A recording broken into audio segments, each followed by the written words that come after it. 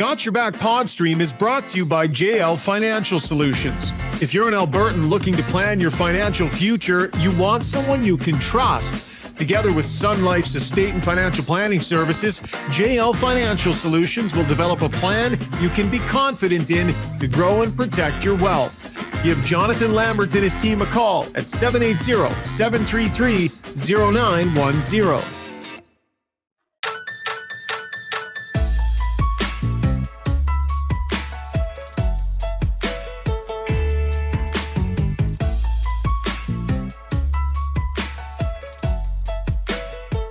Bring on the second round. Finally, the schedule is set. Oiler fan, probably a little grumpy tonight about how long you have to wait for it to get going.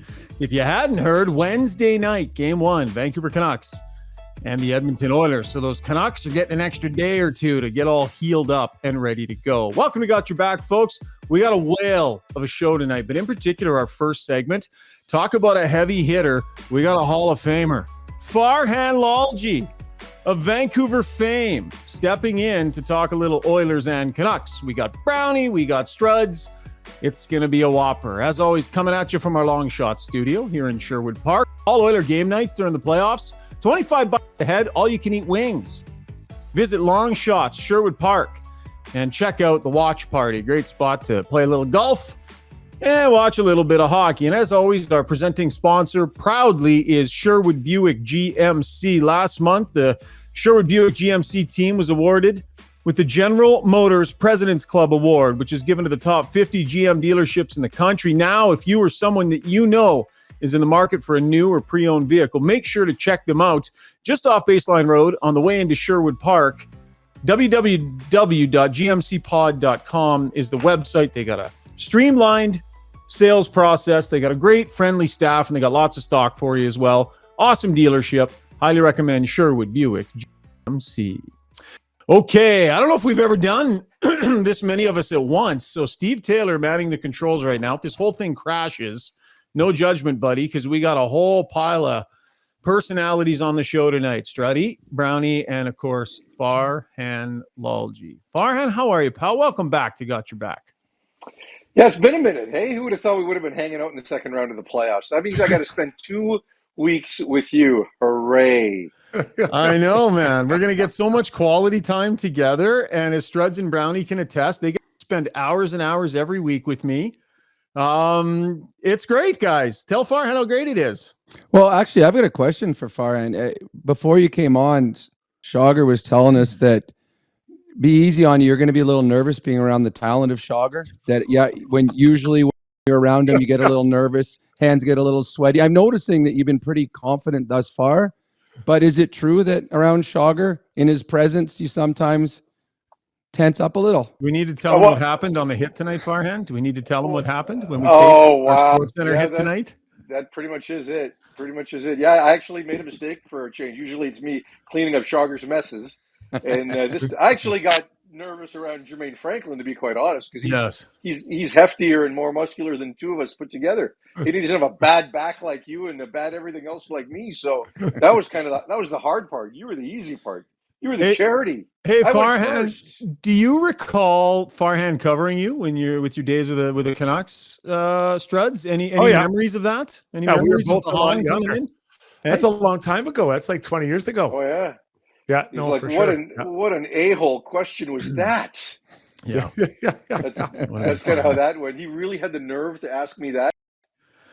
We actually do have to be kind to you tonight, Farhan. Just a little bit, right. As much as it kills me, because you have been inducted into the Canadian Football Association's Hall of Fame. That's no little thing. That's a major. So round of applause from Steve and from Brownie and Struds and I. That's pretty awesome, buddy. Part of a Hall of Fame like that. You've thrown a lot of guts and blood, sweat, and tears into the sport. That pretty awesome when you got that call. Yeah, it was good. It was nice. It was humbling. It was surprising. Usually you get these things when you're old. I feel old, but I'd like to believe I don't look old, right? I mean, 55 is not that old. You shouldn't be getting these kinds of awards now. But look, it's really it's awesome, right? When you look at the people that have been inducted into the Canadian Football Hall of Fame on the media side and on the builders and coaches and players, and It's a great group, and it's not the CFL Hall of Fame; it's the Canadian Football Hall of Fame. So it encompasses kind of a lot more, right? I mean, people that were involved in the NFL and maybe were just doing great things collegiately or whatever. It's not necessarily just about the CFL. So when you look at the list, it's just cool to be associated with all those people. Almost as cool as it is to be associated with Brownie and Struds and Scott. Yeah, that's pretty awesome, man. Yeah. Listen, we are getting word that our audio on YouTube is messy, so we're going to apologize to everybody for that. We are still streaming over on Twitter as well, and I think Steve put the link in the chat where you can go over and watch live on Twitter. We've had a couple of issues with our software, so our apologies, folks, but we're available over on Got Your Back Twitter. Let's get to talking about this series, guys. So we'll get to our breakdown, brought to you by Mr. Dirk, the iconic men's clothing store, founded in 1939, just off White Avenue and 102nd Street. Just got my brand new Yope suit in. That's my brand that I love over there. They got all kinds of different brands. And if you can fit how many suits are you going to bring with you? How many suits on? Well, what are we? We're 2 games in 4 days. I'll bring 2 suits. It'll be a 2-suit, 4-shirt trip. Yeah, that works because you can get that the roll away, right? Like you can take that without a big suitcase. Yeah, I think I'll be checking one this trip though. My son's probably coming with me. I'll have to throw some of his stuff in there. So I'll definitely see John Liu. Liu on a 24-hour trip is full suitcase. Oh yeah. Full suitcase. J. Lou he's serious about the wardrobe though. Yeah. Anyways, highly recommend you go check out Mr. Dirk. They got all kinds of great casual wear, suits, anything you need to elevate your wardrobe. Mr. Dirk definitely has you covered.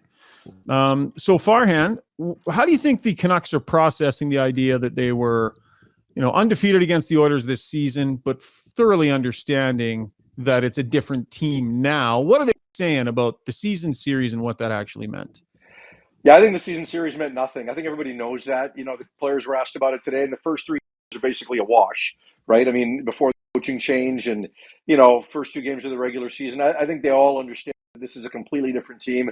They know how good the team has been, since the coaching change, and certainly since New Year's, it's as good a team as there is in the NHL, right? And even the last game they played when they won, McDavid's not playing, Demko's not playing. He probably doesn't play in this series. So when they've got the best player in the world, it completely changes the math. So they know they've got their hands full. But at the same time, I don't know that they necessarily view themselves as underdogs. I've seen everybody, myself included, everybody is picking the Oilers to win this series. But I don't know that the Canucks view themselves as underdogs. I mean, I think that they believe they're a good team. They believe that they were worthy Pacific Division champions, and and that if they play their game, they can have success against anybody, right? And you kind of want that when you're in the top 8. At this time of year, I don't think anybody's really going to view themselves as an underdog. I think that kind of goes away in round 1. But I do think they know that this is a much different challenge than Nashville, and that the regular season really doesn't matter. How big a loss is it going to be with no Demko? Like, what is the drop off between him and the kid that got called up from the minors? Well, look, I mean, the kid that got called up is pretty good, but Thatcher Demko's an experienced goaltender. He's a Vezina Trophy finalist for a reason. And when Demko's on his game, he's as good as there is in the NHL. So there is a drop-off. But we're not going to really know until we see what the other guy does, right? Because Shilov's played for Latvia in the World Championships, led him to a bronze medal. That was a big deal for them there. Has looked good here. Has played 3 playoff games in this series now. So, there's not going to be the freak-out factor of, oh, my God, I'm in the playoffs. He'd only played 9 regular season NHL games before that. He's a bigger goaltender, much like Demko, as opposed to Casey DeSmith, who's a smaller goaltender. So, but the one thing with Shilovs is he is the definition of he doesn't know what he doesn't know, right?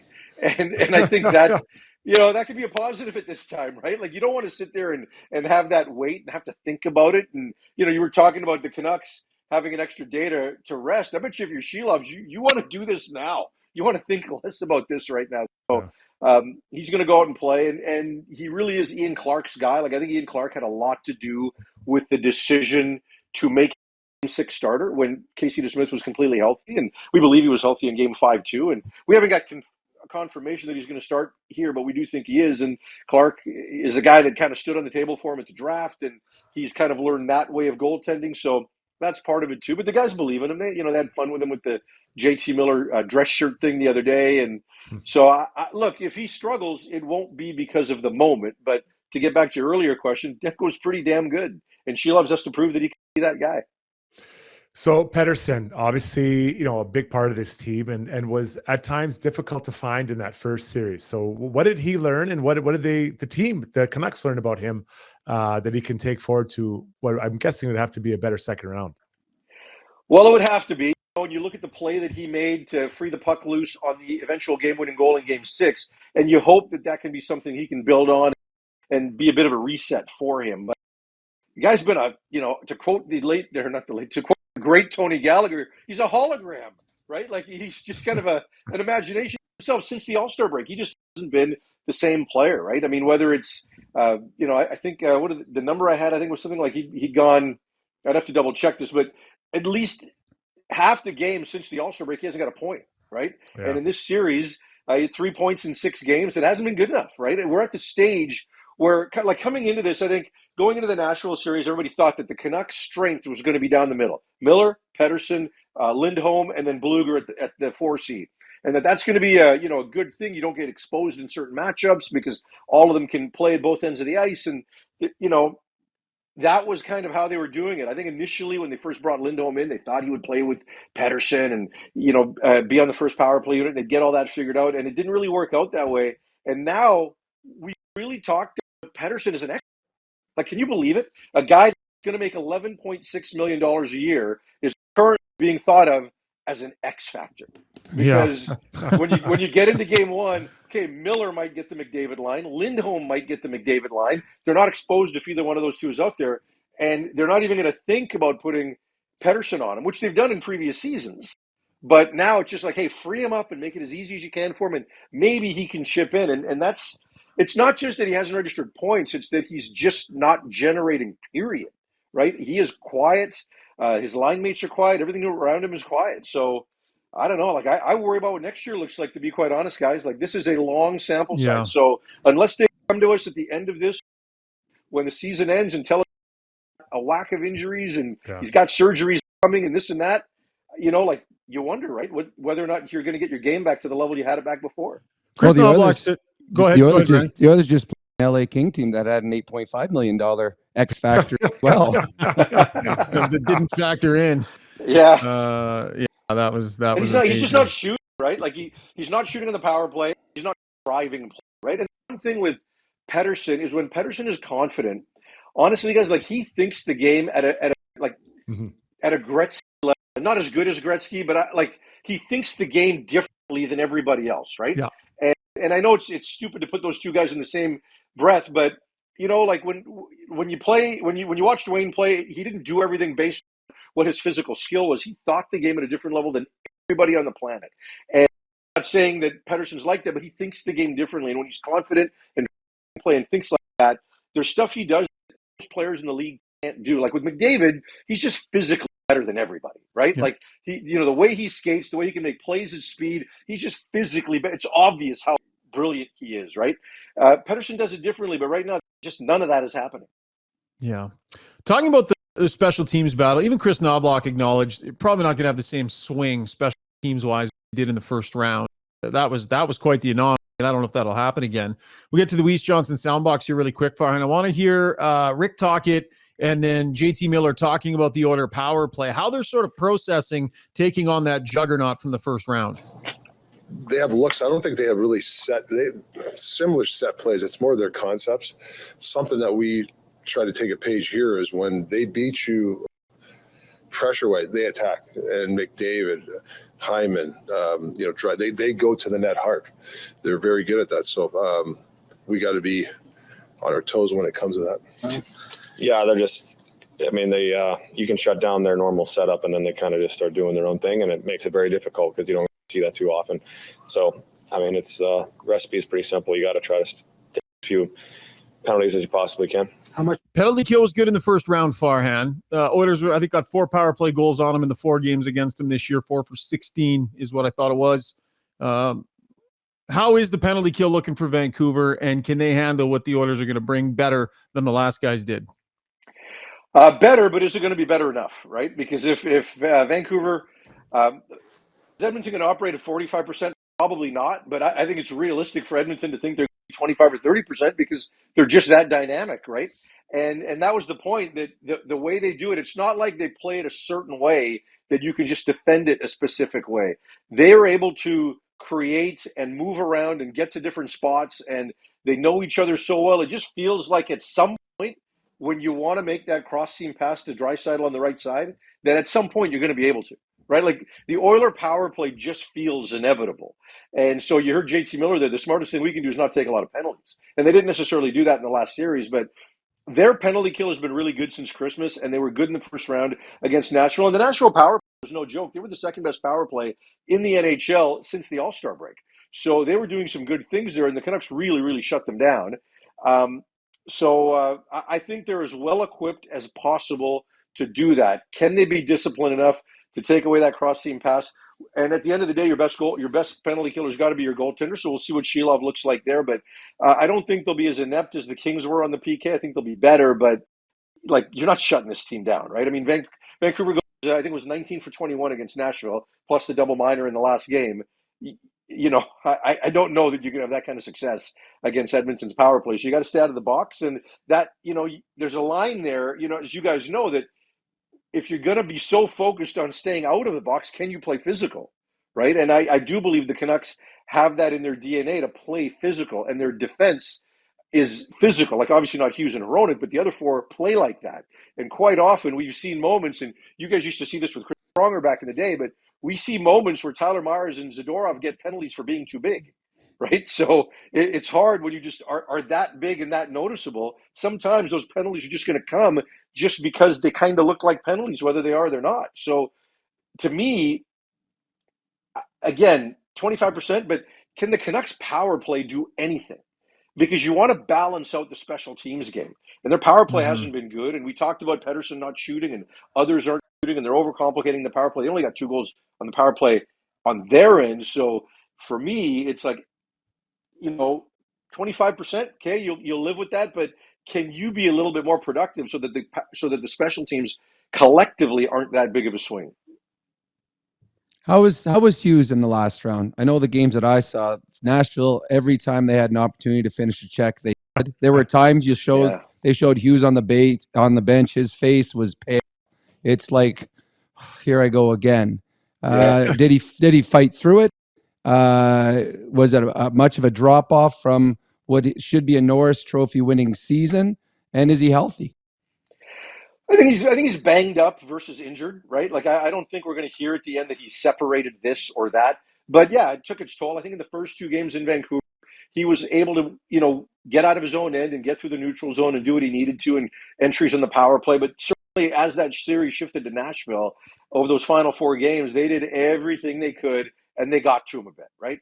And, I know the play that you're talking about. He got double teamed by Sissons, and I think it was Beauvillier or somebody, and then he goes to the bench and he's got to miss a shift. But that game in Game 4 where the Canucks stole it with the 2 late goals and then early in overtime, like, he was trending for his lowest ice time of the series, just over 12 minutes through 2 periods.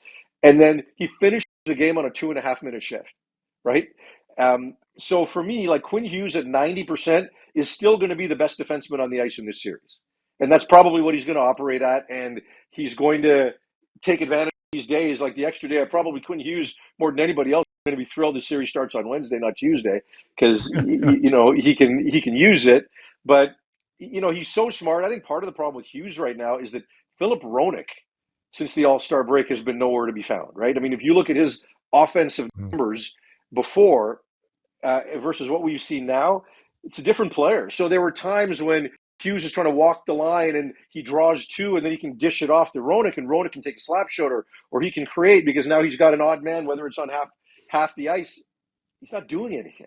So it becomes difficult because even more in that pairing is coming down to Quinn Hughes right now. But look, the guy's still, you guys will watch over 7 games. Special player. Yeah. He's a lot of fun to watch. So, you mentioned Pettersson. You guys are picking him as the X factor for the Canucks. Which player on the Oilers would you be looking at thinking this is the X factor for them? You asking me or Rishaug? No, you. No. Well, you know what? I would have come in just thinking Kane, but I don't know that you necessarily call him that anymore based on the first round he had. Like, I think Evander Kane has woken up in these playoffs. Would you guys agree? Yep. Oh yeah, right. Absolutely. Yeah, so for me, it probably becomes a guy like Corey Perry, who's had a lot of success in his career against the Canucks, right? And, I probably don't know the defense as well as I should yet. But right now, I look at a player like Perry that at some point, you're talk about him on hockey night saying this is why they got Corey Perry, right? So he's the guy I look, like I said, because he's had a lot of success over his career against the Canucks. I've never seen a team finish so high in the standings and have so little belief from whether it's a fan base, whether it's a media group. No one picks them. I mean, you cover. Yeah, but look, I don't think they're going to get the doors blown off them. Like, they're a good team. Yeah. They're a very well coached team, and their defensive structure is real, right? Like what we've been able to see since last year. I mean, their defense when Bruce was the coach, and I'm not blaming Bruce for this, like it was a train wreck. And watching them just try to simply execute a break pass, it was painful to watch. And the turn on their own end, my goodness. And even you look at a player like Tyler Myers, for example.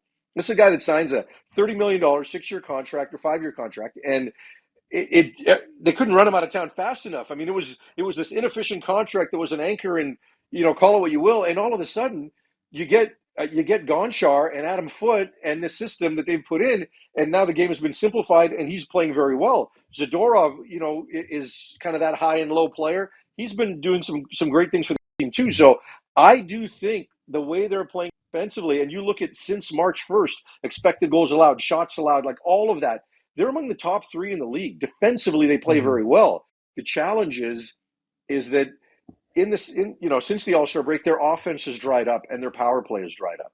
So they just haven't looked as impressive as they have early on in the year. And for me, listening to the players talk, they say, well, this is how you got to win in the playoffs. And I remember 2012, Daniel Sedin saying that. And after the All-Star break or after the trade deadline, their offense had dried up. And then they go out and lose in the first round against LA, but they kept winning games. And they won the President's Trophy. And we'd go in there and Danny and Hank would say, well, this is how you got to play in the playoffs. You got to win these 2-1 games.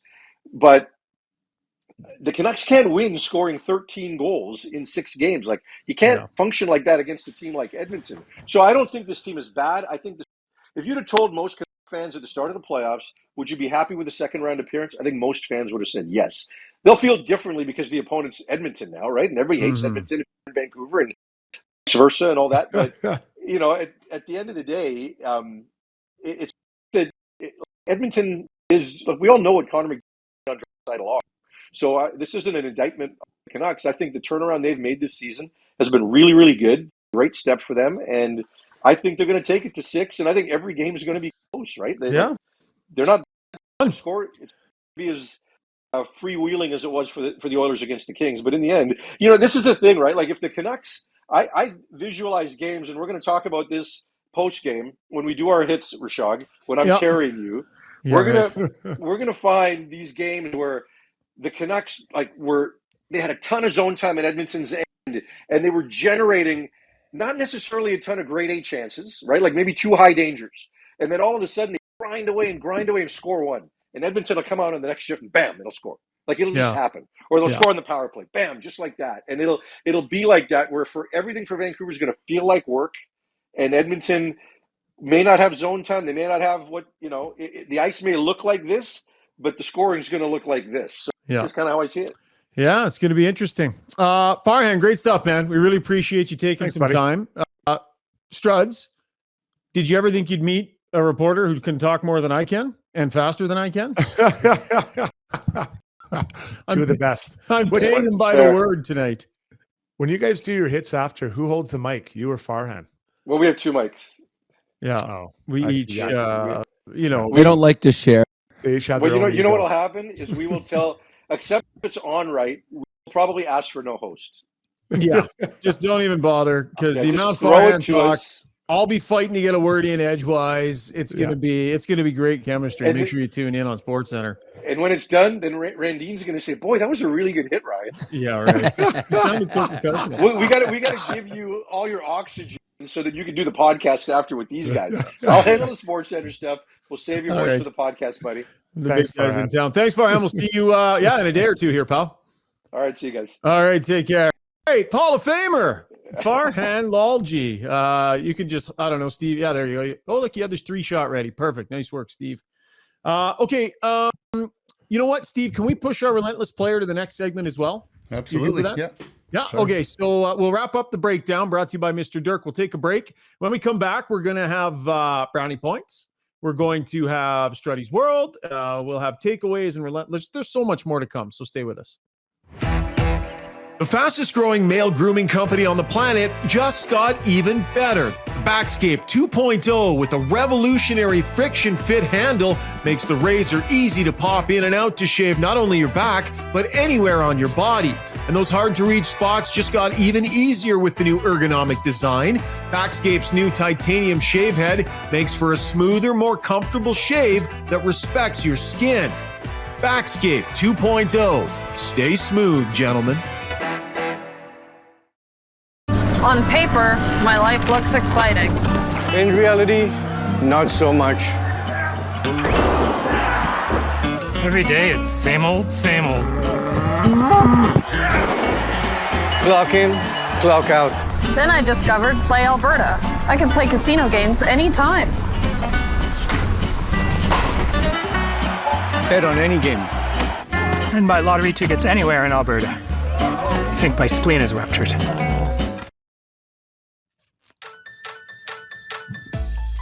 All right, a couple of big games in the National Hockey League tonight and a couple to look forward to in the next couple of days. Let's get to our scoreboard, brought to you by DeBoer's Golf Shop and Fitting Center, aiming to help you play better golf with golf fitting, instruction, after-sales support, golf merchandise and clothing as well, celebrating 25 years. Check out their amazing pro shop style atmosphere located at 5311 99th Street in Edmonton. Bit of a scramble for you tonight, Steve. I know we had some technical issues with YouTube. We apologize for that. So you've been sweating, but bring us the scoreboard, my friend. All right. First of all, I got to get Zuby's music up. Oh yeah. You did that weird stuff. Weird stuff. Creep. Setting the tone. Setting the tone. All right, so just a couple games happening in the NHL tonight. The Stars beat the Vegas Golden Knights 2-1 to complete their series comeback after being down 2-0 earlier in the series. Wyatt Johnson opened the scoring, and Faxa scored early in the third to complete that. Just two tight game, yeah. Another tight game 7. It's interesting. I enjoy it. So yeah, Dallas will play Colorado in the second round. Speaking of second round open today. The Rangers beat the Hurricanes 4-3 to take a 1-0 lead in the series. Zibanejad scored twice, including one power play goal. Rangers had 2 power play goals in total in that game, and took a 4-3 win to open that series. Game 2 will be Tuesday night for that. Not much rest for the Bruins. They'll face off against the Panthers tomorrow night. It's going to be a gooder. Yeah, that'll be fun. Bruins Panthers is going to be a gooder for sure. Yeah. And then the Oilers and Canucks getting a little rest. They're set to go on Wednesday. Nice job, Steve. Yeah. Thanks for the scoreboard tonight, buddy. Anytime. Scoreboard brought to you by DeBoer's Golf Shop and Fitting Center. I think that kind of segues nicely into our Relentless player Struds, because that's Carolina New York series is going to be a whopper too. Those are really, really high-end teams, and it's going to be a significant battle, and that's where we'll find our UCAN Youth Services Relentless Player of the Night. They're a charity relentless in helping youth age 16 to 24 get out of harm's way and find employment. Visit ucan.ca to see how your donation can change lives right here in our community. Struddy. Going to New York, Mika Zibanejad. Boy, that was easy for me to say. He is our Relentless player tonight. 2 goals and 1 assist. I think he only had 1 goal in the first round. He gets 3 points tonight. Look good. Some nice goals. Really nice setup on the power play for one. But he's the guy. And offensive game. It was a fast game.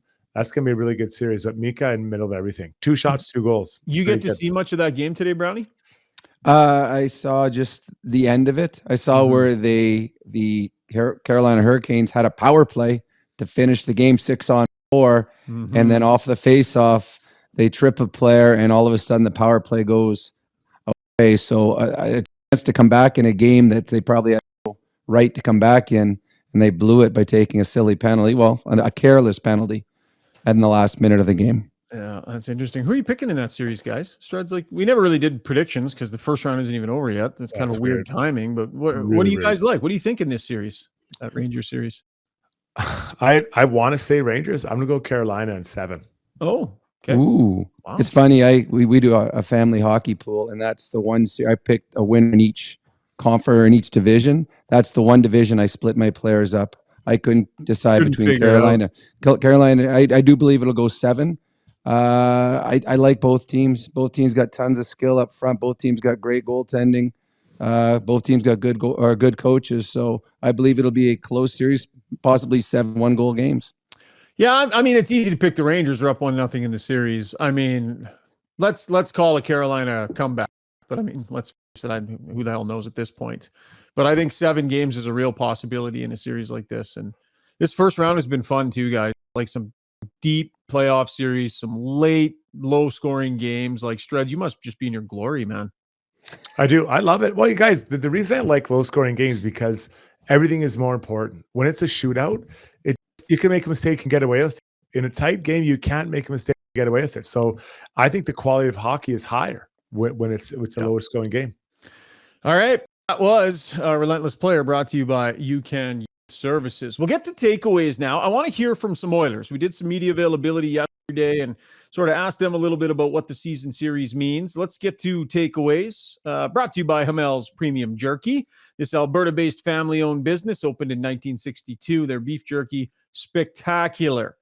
For the entire month of May, get 1.5 pounds of jerky for $55 and free shipping. You can mix and match from their 14 flavors, fast shipping anywhere in Alberta. Oh, I hear the package crinkling. Somebody's samples arrived. Brownie, what do you got there, buds? I'm going with the teriyaki jerky, and I can tell you, it is fantastic. Yeah. It is fantastic. Did you try that one, Struds? I got mine. I'm pounding beef jerky right now. Like you wouldn't, and I love beef jerky. I make some of my own, but this is really good. Really good stuff. All right. So what does a 4-0 result during the regular season actually mean? By a mile, Matthias Ekholm gave the best answer to the question. Have the Vancouver Canucks seen anywhere near your best game yet as we get back to the Weiss Johnson soundbox? I hope not. Otherwise, we'll be out in 4, I guess. Love that answer by Matthias Ekholm. Like, he just absolutely deadpanned it. But really, the big question is how much different are the Oilers right now? And here's Ekholm. We've shown over the last months that we are a different group right now. We have a different mindset. We play with a lot more pace, I think, than we did in the start. And it's hard. It feels like years ago, almost in the start of the season. So it's hard to even remember it. I don't even remember the games. But with that said, it's going to be a great challenge for us. And now here's Connor McDavid. Similar question. What does that season series mean? How different are you? Not much.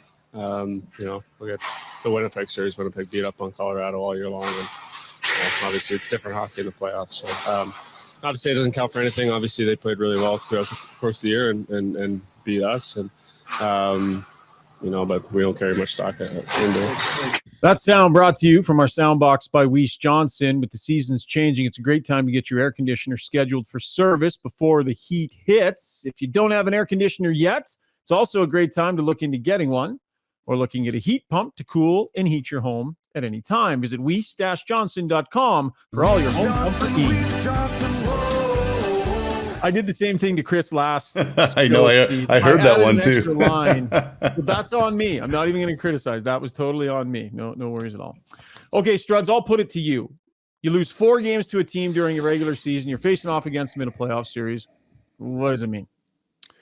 I don't think it means anything. Honestly, I think, especially with the time of year it was, the team was not ready to go, and we can go into different reasons why they had that funk.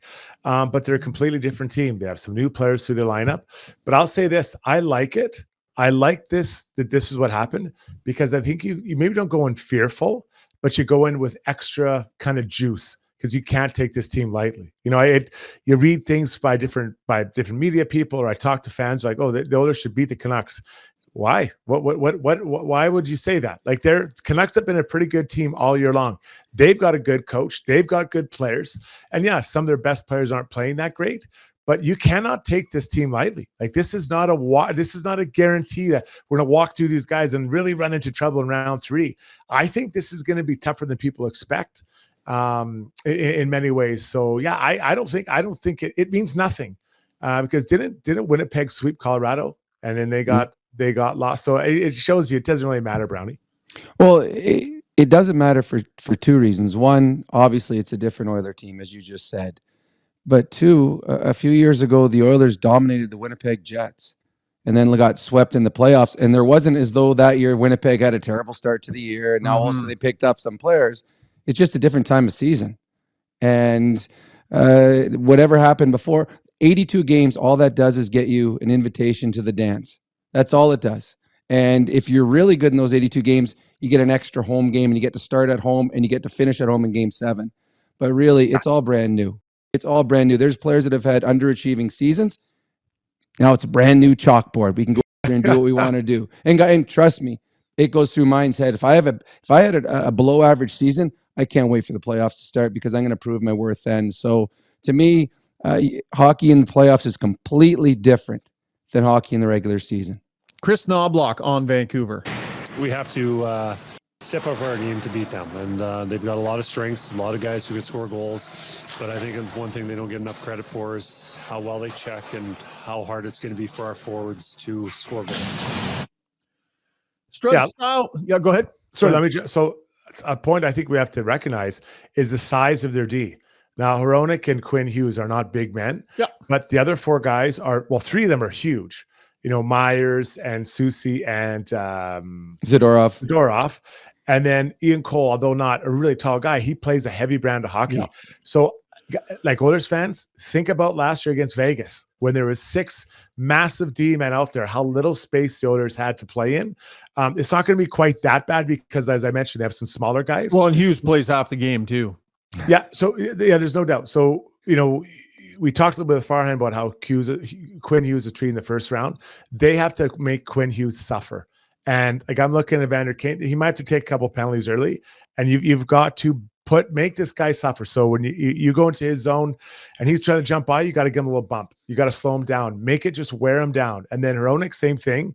But those big guys, you got to make them move their feet. You have to make them turn, go get pucks. If you allow them to step up on the blue line and make it hard and make it easy on you, or as far as, you know, cutting off the blue line, you've got to make them turn, go get pucks if they're standing up. Then in the offensive zone, you got to go through the middle of the ice, and that'll hurt because some of those guys, Zadorov is nasty. He's one of the more nasty defensemen in the league. Oh yeah. So when you're going to the front net, you are going to get hurt. Like he's not fun. I love the way he plays, but it doesn't mean that the Oilers forwards are going to love it. But they cannot stay on the outside. So Brown, you can talk a little bit more about it. But you know, as you move it up to the D man, you got to cut to the middle of the ice and get whacked and hacked and just get there, and that'll wear down those guys too. But I think this is a big challenge for the Oilers forwards, and I think it's one that no one's really talking about that I think is really important, guys. Well, it hurts to score goals. It does. You got to pay a price, and you're gonna have to pay a price against the Vancouver Canucks. And I've watched Susie and Zadorov have thrown some of the biggest hits of the playoffs. Like they've absolutely hammered guys. And as you said earlier, that how the Oilers got to take some penalties against Quinn Hughes, I wouldn't be surprised if Zadorov and Susie take a few, maybe 50-50 calls on Connor and or Leon, or Hyman or Nuge. They are big and nasty. The Vancouver Canucks are a very good defensive team, and they're capable of playing that game because I think their top end is better than LA. And the way that Vancouver plays, they play a good defensive game differently than LA. They don't sit back and wait for you to attack. They forecheck, but when you get into the zone, they play, to me, a lot like Vegas, where they just have 5 guys in front of the net. And if you want to shoot from the outside, we're going to block it. And you're not going to get a second shot. You're not going to get a third shot. So the Oilers are going to have to be patient. They're going to have to be willing to go, as you said, strides to the middle of the net. And we don't know a whole lot about this goaltender, but they're not scoring from distance on him. So you're going to have to get into the blue paint. So this, if you're in the final 8, all 8 teams are good. This is a step up in weight class from the LA Kings. This is a very good hockey club that the Oilers, as Chris Knobloch said, are going to have to be better in this round than they were in the first round if they want to move on. All right. That was Takeaways brought to you by FG Promotions. I actually made a mistake. I read the Hamel's Beef Jerky ad read for Takeaways when, as we all know, Brownie Points is Hamel's Beef Jerky, but not for tonight. You're going to flip-flop sponsors tonight, Brownie. Oh, and we're going to give a little wow. love to FG Promotions. Time now for Brownie Points, brought to you by FG Promotions, your place for all corporate and team merchandise. From apparel, jerseys, gifts, and golf tournament prizes, corporate customers will even get personal discounts on golf gear for their employees. Top shelf quality, amazing customer service. Visit fgpromo.ca. You'll get 10% off your first order when you mention Got Your Back, Brownie. Well, I got a few points here because it's been a while. We've had a few days off. So the first one big brownie point to Taylor Penn, Canadian golfer with his first ever PGA Tour win today. Birdie number 18 to overcome a 2-stroke deficit. I got 88 brownie points to Pasternak of the Boston Bruins, called out by his coach. A day later, he scores one of the, that was not an easy overtime goal. Going full speed one way and coming back backhand the other way. That was a great goal by Pasternak, overtime winner, to put Jason Strudwick's Toronto Maple Leafs out of the playoffs. It was amazing the way he fought through that intense checking by Mitch Marner in the neutral zone. Well, it's funny. I'm watching that on TV, and you could see what play was about to happen. You saw Pasternak pick up speed. You saw Lindholm coming up, and you're like, uh-oh. I have got 8 brownie points for Pierre Tabors. He is 8-0 in Game 7s coaching in his NHL career. That is unbelievable. I've got 53 brownie points for Wyatt Johnson. The kid is 20 years old. He's already scored 2 goals in Game 7s in his career. I have got minus 100 million brownie points to the National Hockey League. Whoa, wait, listen. The National Hockey League for having 8-20 starts, 10-20 on the East, even later on the East Coast, for 2 Canadian teams, the only 2 Canadian teams in the playoffs, and they are starting at 10-20 out East. So that's dumb. That is D-U-M-B, dumb. So that's 100 million points that the NHL owes me for making me stay up until 2 o'clock in the morning to do podcasts. And finally, this is the biggest one. I have 100 brownie points to my mother, because there's nothing better than sitting in a pub all afternoon, drinking beer, watching a mariachi band, celebrating Cinco de Mayo with your mother. So 100 points to my mom. Hey, love it. Mama Brownie. Wow. Strud's has drank with my mom before. Yeah, I have. That's why it's in the running as the best segment on the podcast. Brownie Points. Brought to you today by FG Promotions, but usually by our friends at Hamel's Beef Jerky. All right, when we come back, Struddy's World, and then we will take a lap. Lots more to come. Spring is here, and if you're thinking of buying a new home during the housing market hot period, contacting a mortgage broker should be your first step. Maria Gallus with Maximo Mortgages can guide you with a stress-free experience. With access to dozens of different lenders, Maria's simplistic approach and expert advice will have you ready to put an offer in on your dream home. Take the stress out of your mortgage journey. Contact Maria Gallus at mortgagesbymaria.ca. That's mortgagesbymaria.ca. For over 60 years, Belvedere Golf and Country Club has been delivering a high-quality golf experience to Edmonton and area. This beautiful private club, located on Highway 21 just south of Sherwood Park, occupies 160 acres and presents a challenging yet adventurous 18-hole design. A beautiful clubhouse, fully stocked pro shop, and warm, friendly staff truly make it feel like you belong to something unique and special.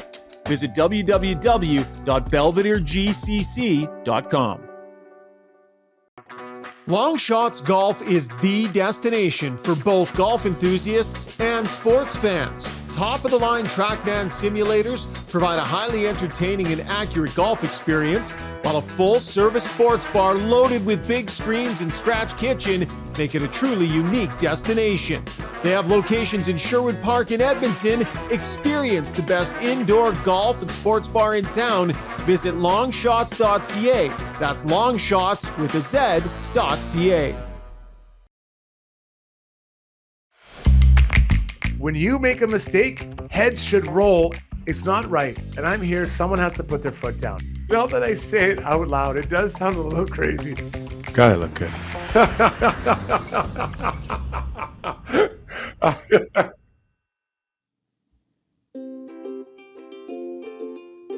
Time now for Struddy's World, brought to you by Shipwreck Rum. If you haven't yet had the experience of this amazing flavored rum, blended on the Caribbean island of St. Kitts, do yourself a favor and grab a bottle today. The Brindley family's been doing this for decades now. Their spiced rum is aged 4 years in bourbon barrels and infused with natural vanilla. Get Shipwreck, fans. Available at your local liquor retailer. Please enjoy responsibly. Had a little birthday party for my wife the other night. A few sets of friends over. The mango on ice, lightly pressed, was a massive hit. Drained almost the entire bottle with a group of 10 or 12 friends. Struddy. The Maple Leafs problem started the day they signed John Tavares. They should never have signed him. They already had 3 guys in Matthews, Mitchell, Marner, and of course, Austin Matthews. As soon as they signed him to that contract, the other 2 guys were like, oh, geez, we're going to get that kind of cash. We should do it. We're scoring more than him. And they did get the cash. And their problems were sealed forever. So here we are. Many years later, they've won 1 playoff series in the whole time Austin Matthews has been there. And I'm not saying John Tavares is a bad player. I'm saying his contract ruined it, because when they brought him in, although he was an effective player, he's still, not quite the player he used to be. They couldn't bring in supporting cast, namely some defensemen, although their D didn't play too bad in this playoffs, and other players to support the big guns. Split that money in 2, and you can get 2 $5 million players at the time. That would have been a pretty good deal. I think there's one in Edmonton called Zach Hyman. So short and sweet, that contract was a mistake, not the player himself, just the contract. Now they're in trouble. They got to figure out how to get it going, because the clock is ticking on those big guys' contracts. Yeah, I mean, some people foresaw this when it happened, and I recall when they went after Tavares as aggressively as they did, people wondered, right? And now it was like time will tell. It was time will tell, Brownie, when that happened. And time has gone by, and time has told. I think Struddy is pretty bang on with this. What do you think? I agree. Again, I like John Tavares as a hockey player. I really do. Yeah. And he does his job. The problem for the Leafs, for me, is they just played the Boston Bruins. The Boston Bruins, in big moments, their big players came up with big goals. Pasternak in overtime. Marchand was outstanding. The Maple Leafs, everyone thought goaltending was going to be an issue for the Maple Leafs. It wasn't. Their goaltending was really good in the playoffs. Everyone wondered their defense is no good. Actually, defensively, they were really good in this playoff. They just couldn't score the goal when they needed it.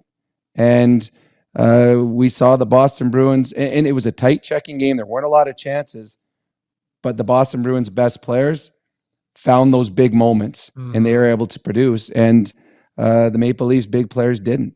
I mean, I love Willie Nylander. I think he's one of those guys at playoff times, he gets better, but the others haven't.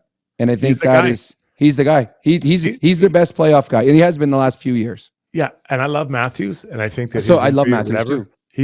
But I think that he's second on it. Tavares he gives you everything he had, and he helped create the overtime winner. I get it. But it just threw it off at the beginning. And Marner this playoffs for sure, it just wasn't good enough. And this is the year they needed Marner, because they had Nylander was injured to start with. Matthews was injured at the end. Yeah. This was a moment for Marner to shine. And unfortunately, he didn't. People want him to dismantle this thing, Struds, but that ain't easy. Like, Marner's not going to be that easy to move. He's got the no trade. He's got decisions he can affect. Like, it's not a guarantee that it's just like, oh, break it up. No, okay. What's that look like? Well, you're not buying out Tavares. And honestly, it's 1 more year. You're just going to, deal with it. And I don't want to feel like I'm saying he's a bad player, but it's just that money. That money could go to elsewhere and plug other holes or boost it more, right? And that's the challenge. So now they're sitting in this mess, and you can change the coach, you can fire Shanahan, but they have the same makeup of their team, and it's probably a year away before they can make a change, Brownie. Well, I think what you're saying too, Struds, it's not Tavares that he's making $11 million now. It's the fact that they signed him to that contract before, which meant Nylander and Marner and Matthews and all those players. Well, here's the low bar. Yeah. We're all better than Tavares. Here's the low 100%. Bar. So we are all going over top of that. So that's what you're saying. 100% agree with you. Kyle, not to mention the fact that Austin Matthews should be the captain of this team. And I don't know if that matters that much, but I think at a certain point you empower him. Yeah. He matures into that role, and not that he's lacking, because he's not. But I really do feel like the C on his sweater, you know, there probably should be, and needs to be that switch. And you can transition that. Yep. But the C on Matthews' jersey doesn't make Marner score this series, right? Like that doesn't reduce the cap hit of Tavares, that doesn't bring down everyone else's cap hit in line. Like that, it's time for that movement, but it's not that big a deal. Kyle Dubas, you know, I think he was overrated as a general manager.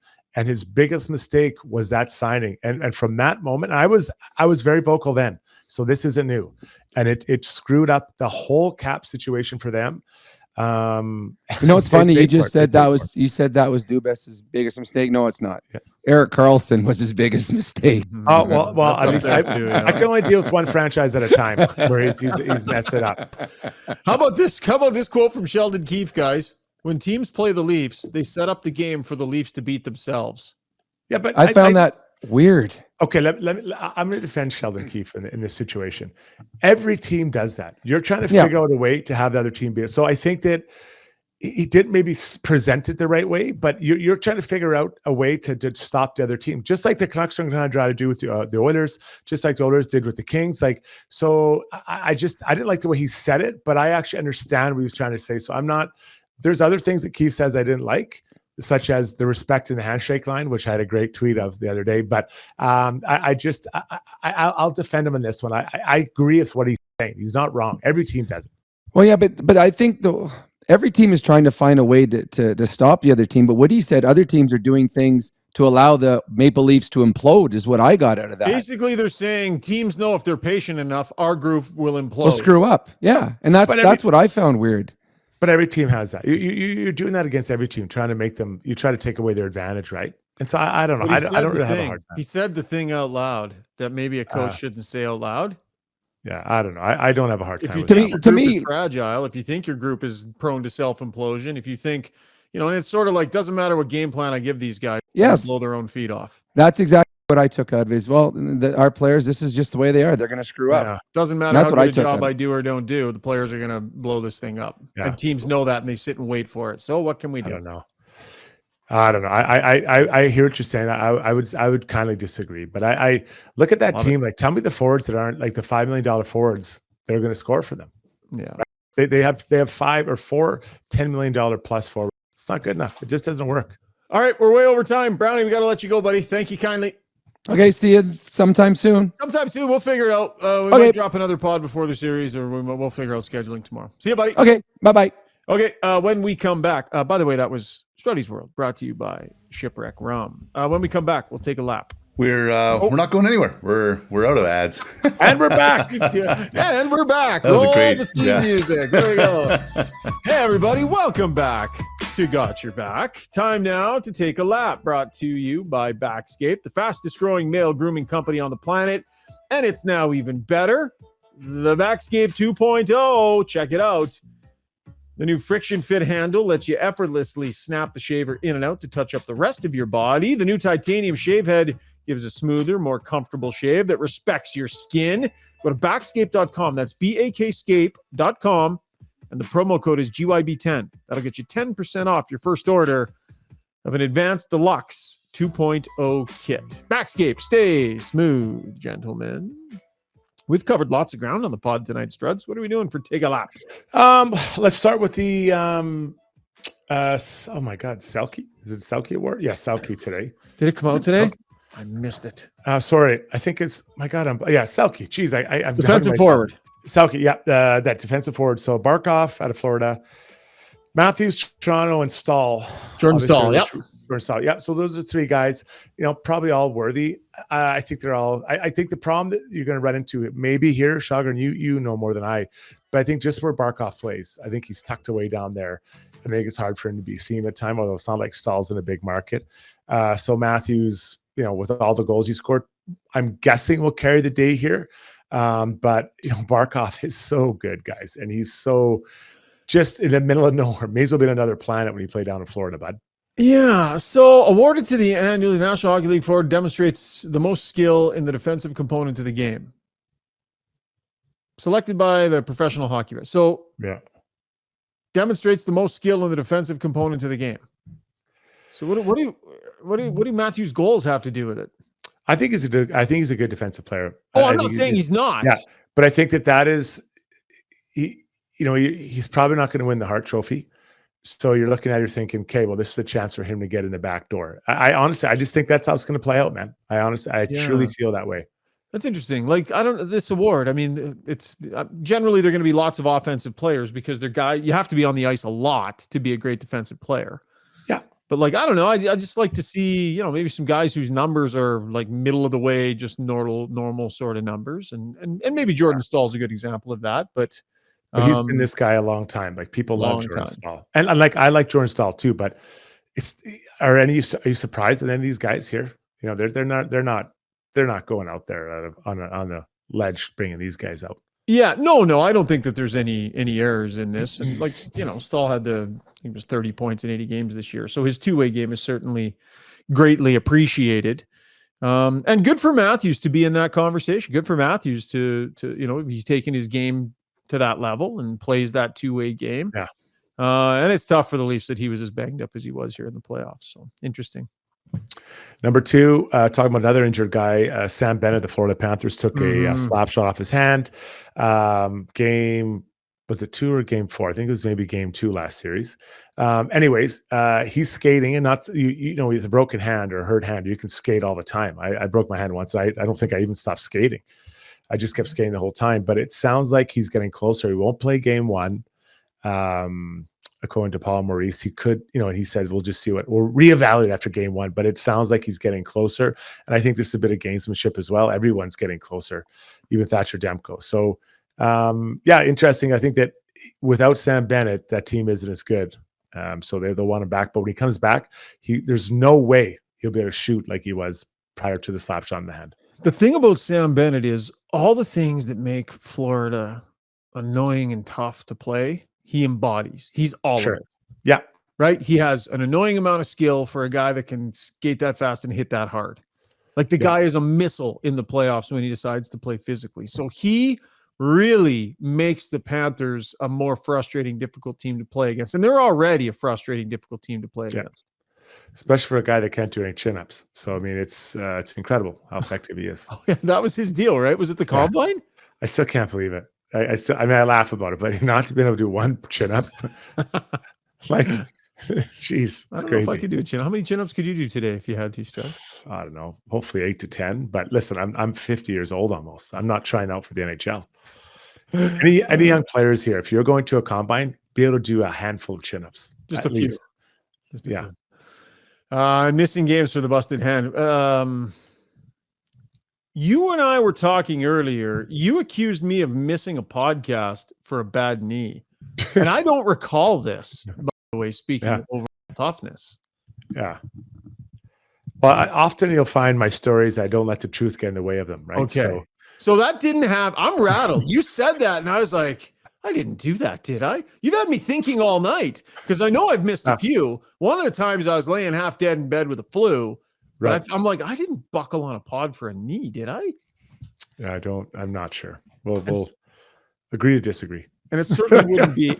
It certainly wouldn't be a playoff pod. Maybe a preseason pod. Might have been in the preseason. I could. Let me text Randy. I'll text Randy and ask her. All right, that was Taking a Lap, brought to you by Backscape. Steve, I know our stream was kind of all over the place tonight. We didn't end up, able to stream on YouTube, but you did grab a few questions for Ask Us Anything. So let's get to our Ask Us Anything segment, brought to you by Match Eatery and Public House. Need a spot to hang out before the big game? Match Pub is as close to the action as you can get, located within the Grand Villa Casino. A lively sports bar makes the perfect place to gather before the game. Enjoy perfected pub bites, a selection of ice-cold beer and cocktails. For more information, check out matchpub.com. Steve, hop back in, man. What do the people want to know? All right. Yeah, still some decent questions coming from the stream. First of all, I put a poll up and I said, place your bets. What happens in this round?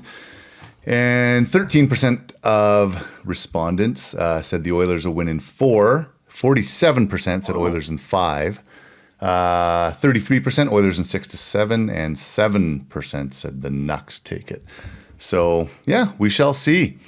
Nathan Jameson asks, the Oilers' rest has turned into rust. Is this too long of a layoff?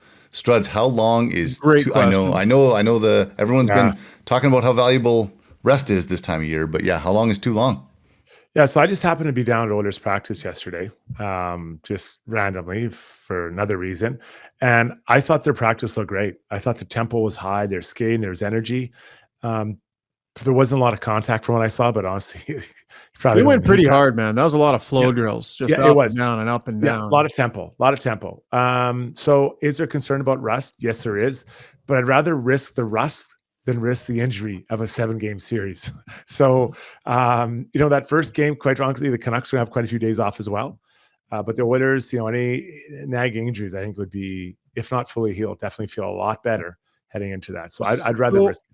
What I would say is that a Tuesday start would have been perfect for the Oilers, and I think it's fair for them to have thought that's what it should be. Because, Struds, when you close out a team in 5 games, the reward for that should be twofold. 1, you get a chance to be fresh, and 2, the other team doesn't get as much of a chance to be fresh. Nailed it. And now the Canucks are getting a pretty damn good amount of time to make sure they're fresh. Yeah. So the benefit of finishing your series faster is much less because of this gap. Yeah, well said. You nailed it. Yeah. Okay, Bob's your uncle asks, can the Oilers handle the Canucks transition game without taking penalties? It's extremely accurate, smooth, and seamless. Shagar, your thoughts there? Was that the Oilers transition game? The Canucks handling Can the it? Oilers handle the Canucks transition game? Yeah, I think they can, because I think the Oilers have a pile of defensemen that skate really well. I mean, Darnell Nurse is really mobile. Cody Ceci, I won't necessarily put in that same category. I think Evan Bouchard is skating well. Brett Kulak, Vinny Desharnais, like these guys all skate really well, Struds. Like Brett Kulak, man, his ability to get back and to transition and forward to back and how smooth he is. I think they move really well. And I think that matters when you got a team that wants to turn it up ice quick on you. And then when they commit to backtracking, they're pretty good at it, the Oilers. I think the bigger question is, are the Oilers going to be ready for the way that the Canucks attack? The Kings, we know that they couldn't get there. They just back off to a 1-3-1. I don't think the Canucks are doing that. I watched them play. They're on you. So I think that's the bigger challenge is being ready for that forecheck that's going to be more aggressive. You even heard the Kings in some of their breakdown. They're like 2 of them. Who was it? Kempe and I think Fiala both said it'd be fun to try something else, a different type of forechecking. And it's because it's not fun to play that. It's brutal. It's absolutely brutal, and you don't win. So yeah, I think that's to me the bigger. I'm not the transition. Yes, forechecking. Bigger challenge. Did you hear Rick talking today? He wasn't calling the Oilers divers, and he made sure to specify that. He said, I'm not saying the Oilers are divers, but he was already sending up some signal flares to the referees of this next series that diving he's sick of it. He doesn't want it, doesn't promote it with his players. And that if a player dives, don't even give that player another call, for the rest of the series kind of thing. So he's doing some work ahead a few days in advance here already. Savvy guy. He gets it, right? A little gamesmanship there. But the Oilers, I hate diving too. I didn't see a lot of diving that first. I don't see much of it. So, but he's trying to get those 50-50 call to go his way. I get it. Smart. Yep. Any more, Steve? Yeah, there's some good ones. So Quaddy, I'm curious about this, what you guys think about this. I think the Canucks will pressure hard on Oil power plays, not that passive Kings crap, as Quaddy calls it. I hope the Oilers are practicing for it. So yeah, I mean, obviously the Kings were a little bit, they weren't very aggressive in their power play, or in their penalty kill rather. Do you think that the Canucks will see a different penalty kill, and how will the Oilers respond? Struts. Yeah, well, they're going to study it. I mean, they're going to spend hours breaking that down with coaches and their players. And I do think that you have to pressure the Oilers, because once it gets set up, it's a real problem. So I think I think in general, that's just a better way of penalty killing, is being more ready for pressure. And you still may get scored on, but hopefully less than 50%. You know what, those Struds, we've seen teams struggle with this. And I do agree that pressuring them is the better way to go. Yeah. But they are so sure-handed. And they are so used to it. As soon as a team turns up the pressure, they know exactly what to do. And you know what always ends up being there? That seam pass to Draisaitl. When teams get too aggressive chasing pucks, it pulls people away, and that seam pass to Draisaitl opens right up. So I think they're going to try, but the Oilers are ready and prepared for that. They know how to handle that pressure penalty kill, and they can still thrive in it. So I think the pressure starts up ice. I'm skating with Connor McDavid. You're not just talking about when it's set up, No, chasing the puck. You're talking pressure. Okay, way on up. the entry. I will risk sometimes Connor McDavid skating in with if my ball's by my guy, rather than just accepting he's carrying it through. I do not understand why Nobody's coaches been able to, because they don't stay with it. They're scared of him beating them. He's beating already. He's already getting the zone easily every time. So I'd rather have Evan Bouchard carried up or whomever, or Leon. I can't believe I'm saying this, but I'd rather Leon carry it in than Connor McDavid. You need to be disruptive up ice. You have to try, because what they're doing is not working. Just ask the Kings if they'd like a redo of all those penalty kills. All right, Steve, one more, buddy. Okay, sorry, Obelisk says, I think if the Oilers can get some production out of Holloway, McLeod, and Perry, that could be the big differentiator in this series. Do you think those three have another level they can get to in round 2? And what are we expecting from those three in this series? Shagar. So I'll go back to what Struds was pointing to earlier, because I think it's a great point. Those guys are going to be in the muck. Those guys are going to be in the muck of some big, strong defensemen. They're the ones that are going to get the shifts against that second and third pairing. They're the ones that are going to see those big guys, and it's going to be a battle for those guys to try and get to the middle. So I'm not sure, Struds, how much offense. I would say, if they can kind of break even on a lot of nights and create a little bit of havoc and play solid minutes for them. But I think that's where we're going to see that line will bang up against some solid defensive prowess. Well, let's look at them individually. Ryan McLeod hasn't shown he enjoys playing in the muck. He's not a mutter so far, from what I've seen. I think Dylan Holloway. So far from what we. Sorry, bit of understatement there. Yes, I think Dylan Holloway. I think he can play in that, but he's kind of learning how to do it still. Corey Perry wants this to be a street fight. Yes, he doesn't want speed. He wants to meet you in the alley. He wants to muck and grind. So I think that type of game favors him. The challenge for Corey Perry is to get the other two guys on his line to do the same thing, and to want to do the same thing for 7 games, knowing you're going to get hacked and whacked, hit from behind, dirty play. Like you need to embrace it. Just go in knowing you're going to be hurting. Like just go into it, but go in there with the Warriors mentality. And Corey, I would be in those guys' ears every single day. Be ready. It's going to hurt, but it's going to be so worth it. We're going to go in. We're going to go into their house and fight them. Right? Like that's the message that needs to become from Corey Perry to his 2 young line mates. Ryan McLeod, man, big opportunity here, because while these guys are big, you can expose them. Ryan McLeod needs to take that thing wide. He needs to take it to the net. Enough of this going wide and circling back, waiting for help stuff. He has beat you wide speed, and he never uses his beat you wide speed. So let's see if Ryan McLeod can find that in the next round against some big defensemen. All right, that was Ask Us Anything, brought to you by Match Eatery and Public House. Time for our play of the day, brought to you by Play Alberta. The playoffs are nuts, and this year Play Alberta is making it even crazier. Make a deposit with a promo code GYB50. That'll snag you a $50 free sports bet with your next deposit. Get ready for unbeatable promos throughout the playoffs. 10+ odds boosts on every Oilers playoff game.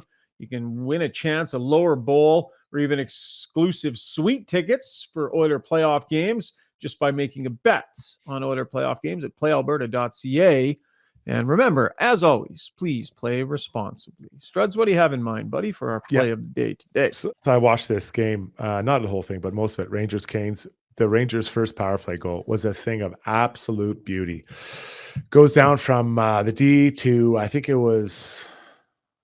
maybe it was Rick Fox or Adam Fox, down to Kreider, and just throw it a backhander back up through the slot, right into Zibanejad's stick, and he buries it for an open net goal. Just an absolute beauty, and that power play is looking good. So the Kreider pass to Zibanejad in the power play, the Rangers' first goal, is the play of the day. Watch on the highlights; it's worth the time. Yeah, you're all over Zibanejad today. Hey, you're liking him, buddy. Well, because I'm not sure. He can score, but can he play both ways? Because I think Caroline's going to force him into a bit of a defensive game. But tonight he looked really good. Or today, sorry, not tonight. This he'll be a big player in this series for him. I'm just actually watching this because that part of the game I missed. So taking a look. Yep, good snipe, solid snipey for sure. as the Rangers take game number 1. That was our Play Alberta play of the day. Okay, Struds, thanks, buddy. Appreciate it. Can't wait, guys. Yeah, we'll chat here in the next couple of days. We might drop one more podcast before the series. They threw a wrench into things. This Wednesday night garbage. What is this garbage? Yeah, let's do it. Let's talk. Let's talk on maybe on Tuesday night. Steve, thanks, buddy. I know it was a bit of a mess for you back there, but you did a great job, pal. Thanks, boys. All right. Thanks to our title sponsors, Sherwood Buick GMC. Thanks to everybody who's downloading us in podcast form. Those that joined us on the stream, Twitter, or well, I guess not YouTube tonight. And hey, enjoy some hockey until we speak again. Look forward to it. Cheers.